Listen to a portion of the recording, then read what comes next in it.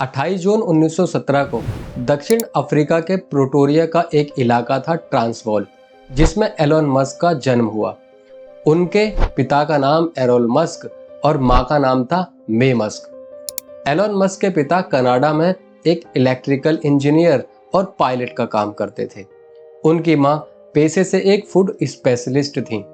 इतने सफल परिवार में पैदा होने के कारण उनका बचपन बड़ी सुख सुविधाओं में बीता। लेकिन कई कारणों से साल 1980 में उनके माता पिता का तलाक हो गया, जिसके बाद एलोन मस्क अपने पिता के साथ रहने लगे। हालांकि उन्होंने इस फैसले के लिए काफी समय लिया और अंत में अपने पिता के साथ रहने का डिसीजन लिया।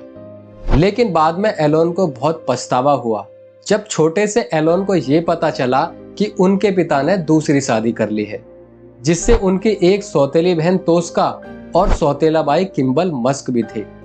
एलोन मस्क के सौतेले भाई बहन उनके साथ काफी बुरा व्यवहार करते थे, लेकिन शांत प्रवृत्ति के कारण एलोन उन्हें कुछ भी नहीं कहते थे। बचपन में एलोन अलग बच्चे थे जो दूसरे बच्चों के मुकाबले गुमसुम रहा करते थे। बचपन से ही एलोन को किताबें पढ़ने का शौक था। मात्र 5 वर्ष की उम्र से ही एलोन ने किताबें पढ़ना शुरू कर दिया, जो उनके स्कूल के सिलेबस में बिल्कुल भी शामिल नहीं था।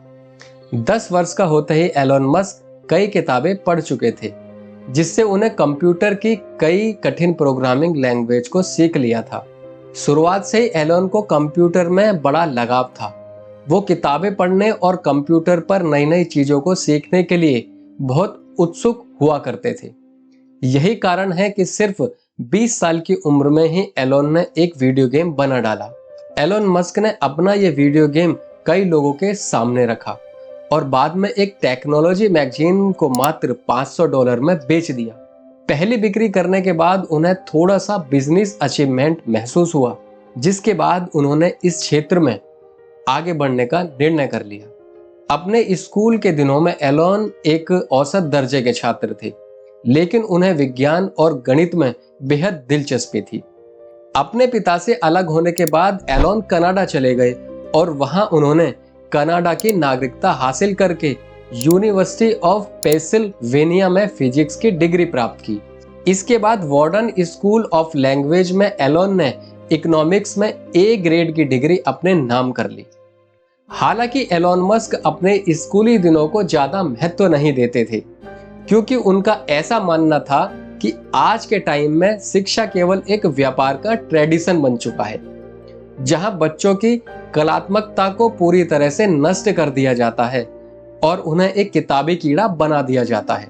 अमेरिका आने के बाद एलोन मस्क के जीवन में बहुत बड़ा बदलाव आया। अमेरिका आने के बाद ही एलोन मस्क इंटरनेट की दुनिया के बारे में जान पाए। साल 1995 में अमेरिका के स्टैनफोर्ड यूनिवर्सिटी में उन्होंने फिजिक्स में पीएचडी की, जिसके बाद उन्होंने गंभीरता से इंटरनेट के बारे में रिसर्च किया। इसके बाद उन्होंने 2 दिन के अंदर ही अपना एडमिशन वापस ले लिया और उसी साल 1995 में अपने भाई के साथ मिलकर एक कंपनी का निर्माण किया, जिसका नाम जिप2 रखा गया। एलोन मस्क और उनके भाई द्वारा बनाई गई कंपनी जिप2 एक सॉफ्टवेयर कंपनी थी जो समाचार पत्रों के लिए बिजनेस डायरेक्टरी और मैप तैयार करती थी। इस कंपनी में मात्र 7% शेयर ही एलोन के थे। जिप2 को बहुत समय बाद कॉम्पैक्ट नाम की कंपनी को बेच दिया गया, जिसके बदले एलोन मस्क को उसकी हिस्सेदारी के कई मिलियन डॉलर का मुनाफा हुआ। जिप2 से उन्हें काफी लाभ हुआ, जिसकी वजह से वो आगे ऐसी नई कंपनी बनाने के लिए प्रेरित हुए। अब एलोन मस्क ने अपनी दूसरी नई कंपनी की शुरुआत की। साल 1999 में बनाई गई इस कंपनी का नाम उन्होंने X.com रखा। उस समय कॉन्फिनिटी नाम की एक कंपनी एलोन मस्क की कंपनी X.com से समझौते के बाद मिल गई। इसके बाद X.com का नाम बदलकर पेपल रख दिया गया। एलोन मस्क के इस आइडिया से मानो जैसे क्रांति आ गई हो। हालांकि इसे ज्यादा पसंद नहीं किया गया, लेकिन फिर भी एक बहुत प्रसिद्ध हुई। पेपल को एक जानी मानी कंपनी ईबे ने बाद में खरीद लिया, जिसके बाद एलोन को लगभग $165 मिलियन का मुनाफा हुआ। अपने पिछले 2 कंपनियों को बेचकर एलोन मस्क ने ढेर सारा पैसा कमा लिया। एलोन मस्क अब अंतरिक्ष कंपनियों में हाथ आजमाना चाहते थे।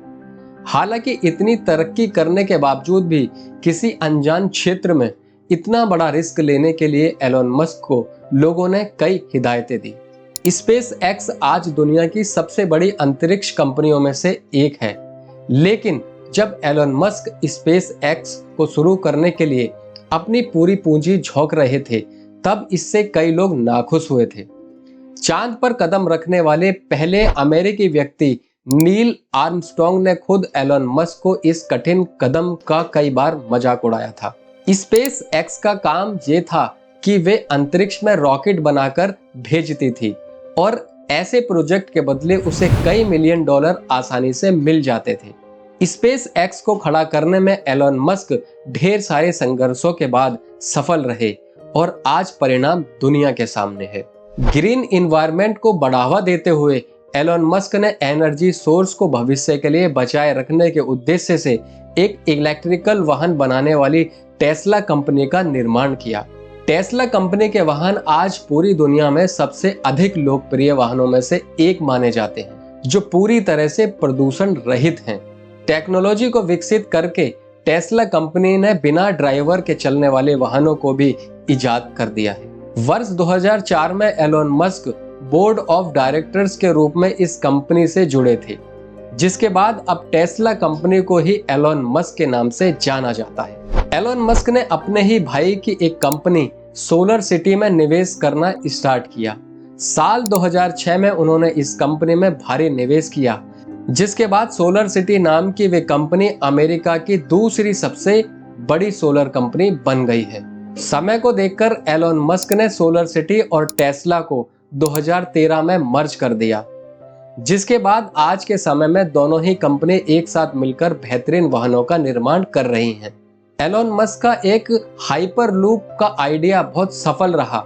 सामान्य तौर पर हाइपरलूप अमेरिका में परिवहन टेक्नोलॉजी से जुड़ी एक कंपनी है। हाइपरलूप कंपनी को 1 जून 2014 को शुरू किया गया था, जिसका 2017 में रीऑर्गेनाइजेशन करने के बाद नाम में बदलाव किया गया। 11 दिसंबर 2015 को ओपन एआई की स्थापना की गई, जो एक आर्टिफिशियल इंटेलिजेंट रिसर्च लैबोरेटरी है।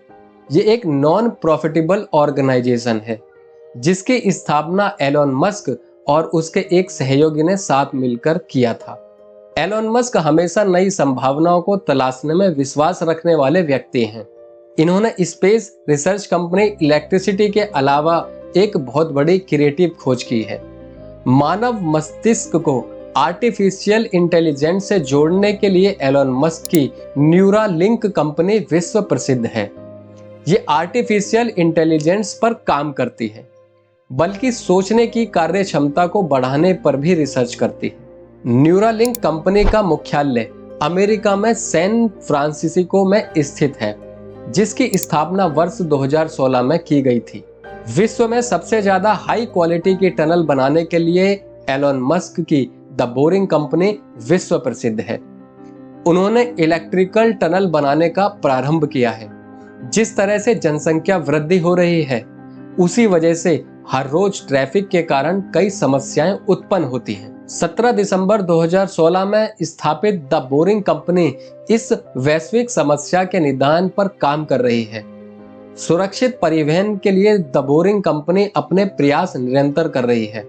2007 में टेस्ला सिटी और स्पेस एक्स के बेहतरीन कामों के लिए एलोन मस्क को एंटरप्रेन्योर ऑफ द ईयर का अवार्ड मिला। एलोन मस्क के जीवन में कई मुश्किल घड़ी आई। साल 2000 में उन्होंने जेनिफर जस्टिस विल्सन से शादी कर ली, जिसके बाद उनके कुल 5 बच्चे हुए। लेकिन कई मतभेदों के कारण 2008 में एलोन मस्क ने जेनिफर जस्टिस विल्सन से तलाक ले लिया। जेनिफर जस्टिस विल्सन से तलाक लेने के लगभग 2 साल बाद 2010 में उन्होंने तालुला रिले से शादी कर ली, जो कि एक अभिनेत्री थी। लेकिन दुर्भाग्यवश 2 साल बाद ही दोनों का तलाक हो गया। 2013 में वापस तालुला रिले और एलोन मस्क ने रहने का फैसला किया और फिर से शादी कर ली। लेकिन 2016 में दोनों अलग रहने लगे। अपने निजी जीवन में उतार चढ़ाव के कारण एलोन मस्क हमेशा किसी विवाद में फंसे रहते हैं। वे एक बार फिर सुर्खियों में 2018 में आए।